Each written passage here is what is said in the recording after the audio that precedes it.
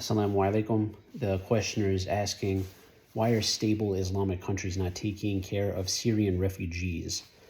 So as of a couple weeks ago, the Syrian revolution has officially been completed. Bashar al-Assad was overthrown and the Sunni Muslims took power in the country, and right now they're forming their government.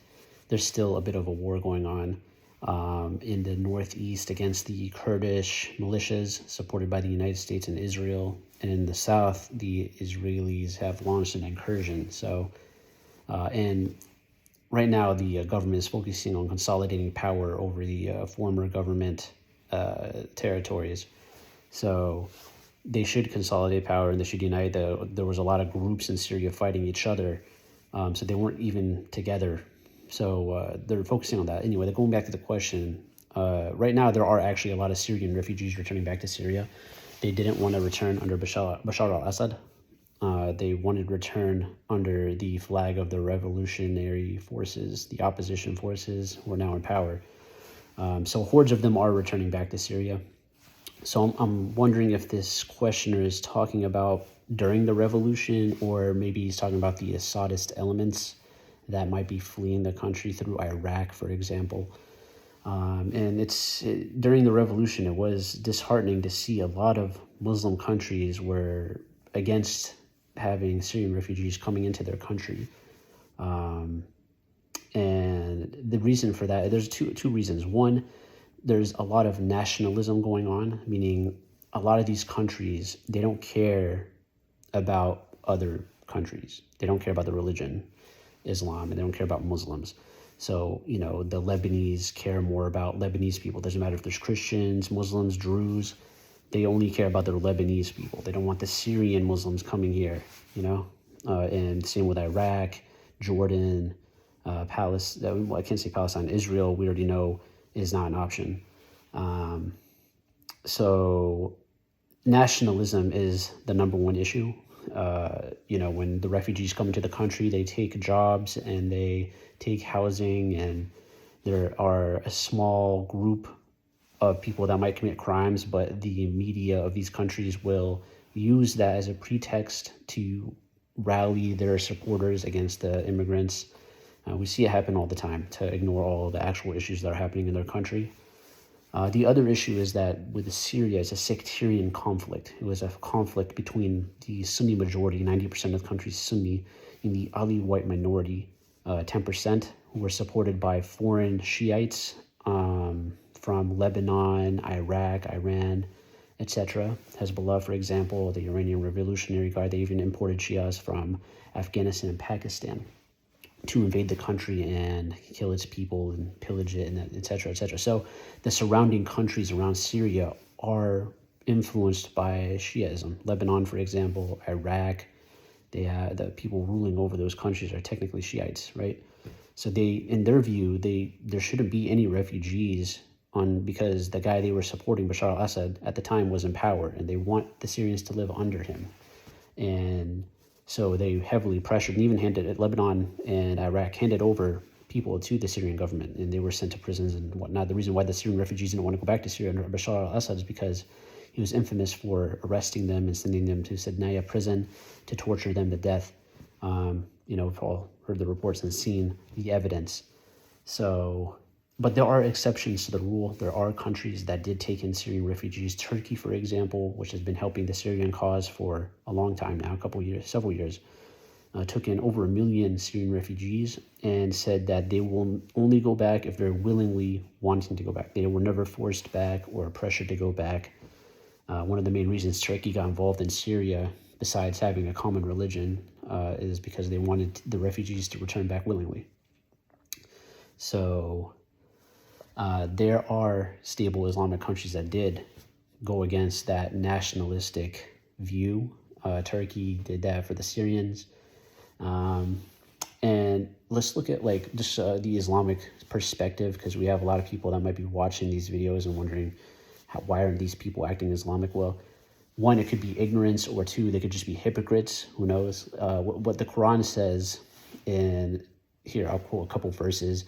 Verse 49:13, Allah says, "O mankind, indeed, we have created you from male and female and made you peoples and tribes that you may know one another. Indeed, the most noble of you in the sight of Allah is the most righteous of you. Indeed, Allah is knowing and acquainted. What Allah is saying here is that He created men and women equally, in the sight of Allah, equally meaning that their beliefs, their faith, and their good deeds and their sins, they have equal judgment in the sight of Allah. A woman can get more rewards than a guy. A guy could sin more than a woman, get more punishment. So the nation, the nationalistic aspect, a Syrian isn't better than a Lebanese person. A Lebanese person is not better than a Turkish person just because of their nation. Allah says that He made us different tribes because He wanted us to get to know one another. It's a reason to get to know someone. It's a talking point. So we have to rise above this racism, egotistical nationalism. And then Allah says, He clarifies and He says, the most noble in sight to Allah is the one who does the most good deeds. In another verse, in another hadith, the Prophet's final ceremony, he mentions piety and good action are the determining factors of determining who's better than another person. It has nothing to do with your color of your skin, your gender, or your national ethnicity. So in another verse, Allah says, the believers are but brothers, so make peace between your brothers and fear Allah that you may receive mercy. So Allah is saying this religion transcends nationalism and tribalism. My brothers in Bangladesh, my brothers in Somalia, we are brothers in faith, and this is how we're supposed to act. And in another verse, Allah says, "O you who have believed, let not a people ridicule another people. Perhaps they may be better than them." Because some of these people who are nationalistic, they take it another step further, and they're anti another person because of his ethnicity, and they ridicule him because he belongs to a country that's very poor, or the crime rates are very high there. Even though in the sight of Allah, that person worships more, has stronger faith, he's better than the one that's ridiculing him. So Allah is warning people not to insult each other based on ethnicity and tribalism.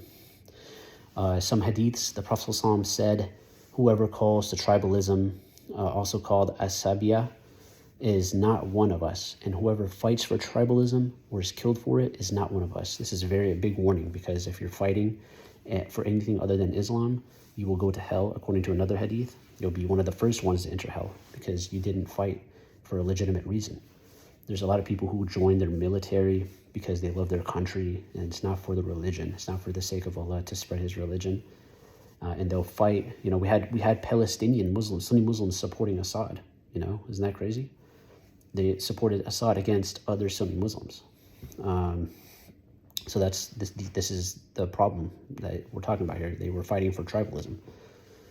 In another hadith, the Prophet ﷺ said, and then that hadith was narrated in Sahih Muslim. In this hadith, which is Sahih Bukhari, the Prophet ﷺ said, a person is not superior to another person because of his race, his wealth, or his lineage.